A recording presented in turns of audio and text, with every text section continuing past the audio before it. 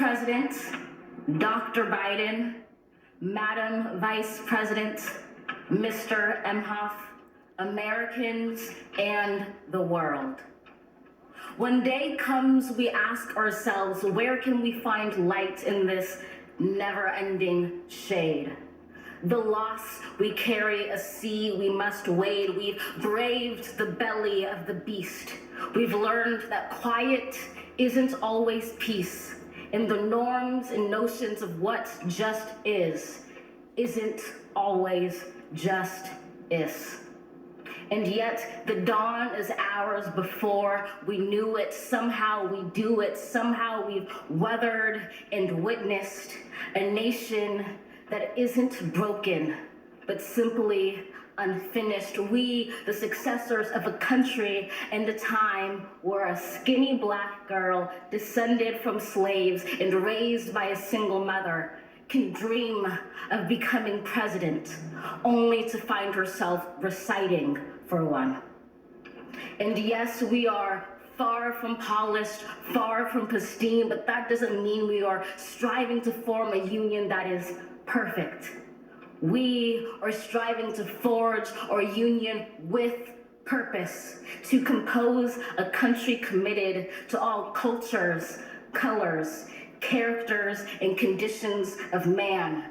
And so we lift our gazes not to what stands between us, but what stands before us. We close the divide because we know to put our future first. We must first put our differences aside. We lay down our arms so we can reach out our arms to one another. We seek harm to none and harmony for all. Let the globe, if nothing else, say this is true.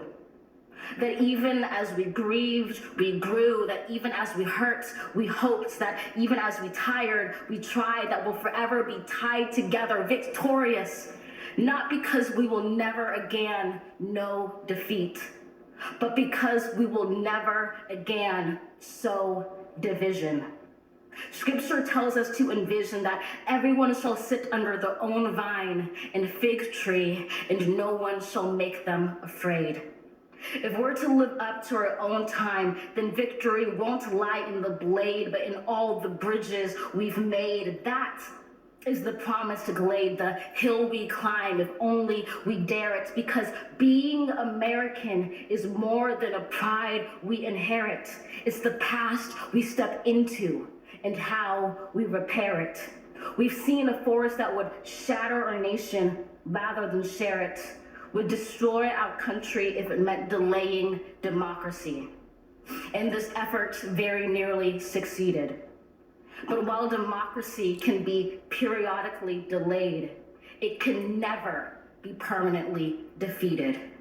In this truth, in this faith we trust, for while we have our eyes on the future, history has its eyes on us. This is the era of just redemption. We feared it in its inception. We did not feel prepared to be the heirs of such a terrifying hour, but within it we found the power to author a new chapter, to offer hope and laughter to ourselves. So, while once we asked, how could we possibly prevail over catastrophe? Now we assert, how could catastrophe possibly prevail over us? We will not march back to what was, but move to what shall be, a country that is bruised but whole, benevolent but bold, fierce and free.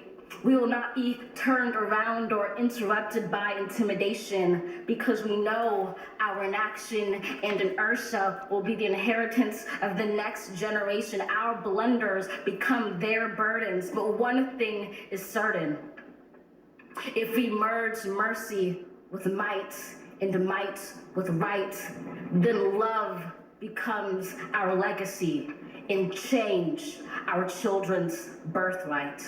So let us leave behind a country better than the one we were left. With every breath from my bronze-pounded chest, we will raise this wounded world into a wondrous one. We will rise from the gold-limbed hills of the west. We will rise from the wind-swept northeast, where our forefathers first realized revolution. We will rise from the lake-rimmed cities of the Midwestern states. We will rise from the sun-baked south. We will rebuild, reconcile, and recover in every known nook of our nation, in every corner called our country. Our people, diverse and beautiful, will emerge battered and beautiful. When day comes, we step out of the shade of flame and unafraid. The new dawn blooms as we free it. For there is always light, if only we're brave enough to see it, if only we're brave enough to be it.